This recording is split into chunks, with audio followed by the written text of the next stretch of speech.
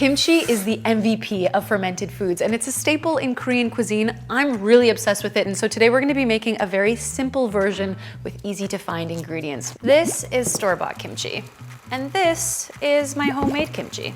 So it's a lot more goodness for a fraction of the price. Once you have a jar of this in the fridge, you're gonna wanna have it with everything. You can add it to fried rice, stir it into noodles, add it to salads, roll it in gimbap, pile it on hot dogs, tuck it into sandwiches. It's so versatile, and because it's fermented, it's good for your gut too. But it's usually made with fish sauce, shrimp paste, or other seafood-based ingredients. So today, we're gonna be making a fish-free, fully vegan version at home with very easy to find ingredients. All right, enough talking, let's dive in. Here, just eat the whole jar. All right, first up, I've got a kilogram of Napa cabbage, quite possibly my favorite cabbage.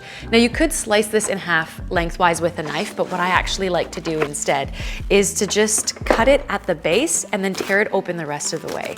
And then you're gonna see that it's gonna retain this nice crinkly texture in the leaves. Now once it's quartered, I then chop it up into roughly 1-inch chunks. Now we can add this all to a large bowl and sprinkle over about 25 grams of iodine-free salt. Now do not reduce the amount of salt. It's really important, and don't worry, we're gonna wash it off later. And I like to use coarse sea salt, but fine sea salt and kosher salt work too. Once the salt is in there, just give it a toss and a very gentle massage just for a couple of minutes. And this is gonna help to soften the cabbage and draw out the moisture.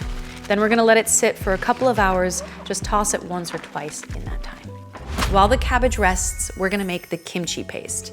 So just grab a food processor and chuck in half of a small onion, 5 cloves of garlic, and half of a sweet red apple. The sugar in this is necessary to kickstart fermentation without adding any additional sugars.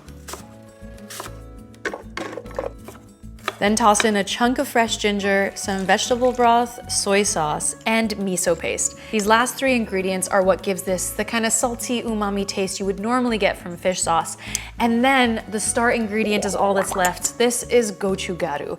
Gochugaru is a Korean red pepper flake, which is fundamental to making kimchi. It's a non-negotiable ingredient. It's the only one you're potentially gonna need to source, and you can usually just find it at an Asian supermarket or get it online. Once the gochugaru is added in, pop the lid onto the food processor and blend it up until it's smooth.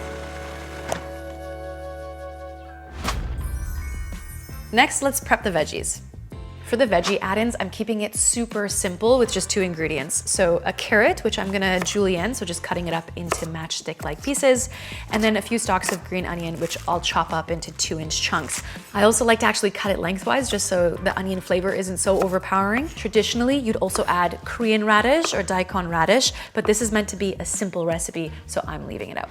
All that's left now is to bring it all together. This cabbage is done resting. If you look closely, you'll see it's actually released a lot of liquid, and it's reduced significantly in volume. So now we're gonna drain this in the sink and then run it under cold water just to help wash away that excess salt. Then you can pick up little handfuls at a time, give it a good gentle squeeze to drain off any excess liquid, and then transfer this back to the large bowl. Then you can toss in the carrot, the green onion, and the kimchi paste. And now we're just gonna mix everything together, but if you've got cuts on your hands like I do, you might wanna consider putting on some gloves. Now we're just gonna pack this kimchi into a clean jar. Just press it down firmly though, so it's submerged in its own juices, and just make sure to leave about 1 inch of space at the top because fermentation is a living thing, it's breathing, it needs that room to breathe, so don't pack it all the way to the top. Now you can just close the lid and leave it on the counter overnight away from direct sunlight. From here on out, you're just fermenting. All right, so the next day you are going to open the lid to burp this and release any built up gas, and you can give it a taste test. For a mild kimchi, this is already ready after a day or 2, especially if it's warm where you are. But if you like a tangier kimchi like I do, it needs a little bit longer. So you might wanna leave it on the counter for another day or 2. Just be sure to burp it in that time. And then from that point on, it's ready. It's so tangy, I love this so much. At this point, you do want to move it to the fridge just to slow down fermentation, but now you've always got a jar of kimchi in your fridge. It's good for months, and you can add it to just about everything. It's gut-friendly, tangy, a bit spicy, and super wholesome.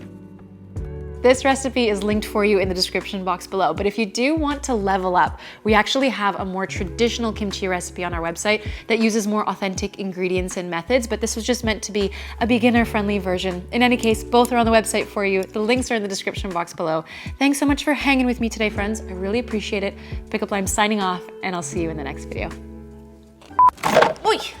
Any additional sugars? No! Slank this. It's a staple in cuisine. Fermented foods and a staple in Korean. Stir it into noodles, add it to salads, roll it in.